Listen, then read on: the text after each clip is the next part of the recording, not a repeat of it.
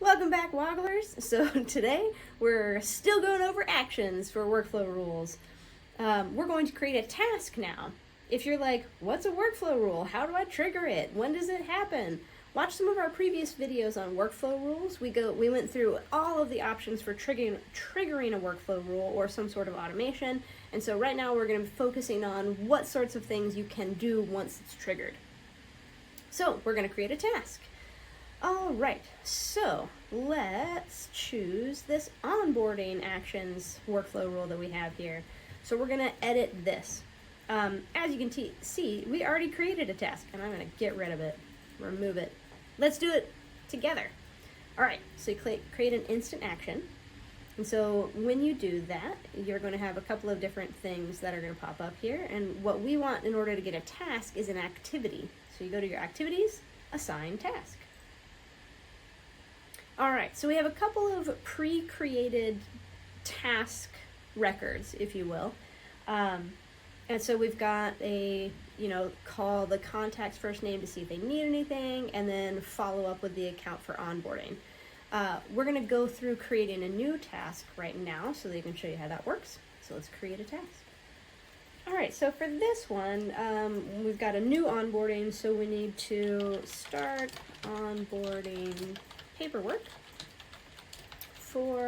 and then if you put in a little pound symbol or hashtag, whatever you want to call it, you can pull in information from the record that this is associated with. For here, it's deals. So we can say we want to start the onboarding paperwork for the deal name. All right, and so the due date, this is a little bit confusing. So what you're doing here is you're setting the due date.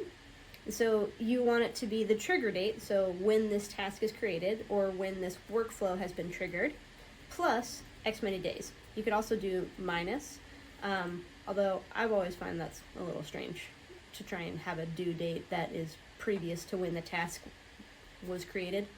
So we'll just do plus, and let's say we're going to give this person 5 days. There you go. 5 days in order to do it before it's due. We'll keep the status as not started, but if you wanted, we can go ahead and put it into one of these other statuses like in progress, but we'll do not started. We'll keep the priority as high, but you also have, this could be a normal one. It's not really high priority. All right, and in terms of task ownership, if you don't set this to anything in particular, it's going to default assign this task to the owner of the record that it's associated with. So in this case, it's associated to a deal record. So this task would get assigned to the deal owner. If instead you wanted it to be assigned to someone else, you could choose that user specifically here. And then you have the options to notify the assignee, so notify whoever the task is assigned to when the task is created. You also have the options to remind the assignee. So we could do the same day as the due date, don't forget you have this task, or we could do it a couple days early. So let's say 2 days before the due date. 12 a.m. seems a bit excessive, so let's roll it back down to 9 a.m. And then you can alert them via an email or a pop-up, so it's a little pop-up in your CRM itself, or you could do both. So let's do both. And then you can add a description if you'd like, so more specifics about what paperwork is needed. Now remember, this isn't what paperwork is needed for any one specific deal. This is generalized. Every time this workflow triggers for every deal that meets this criteria gets the same description. So you don't want to put in information here that's going to be specific only to one record. I'm going to leave it blank. We're just going to save and associate. And there you go. Save your workflow and you're done.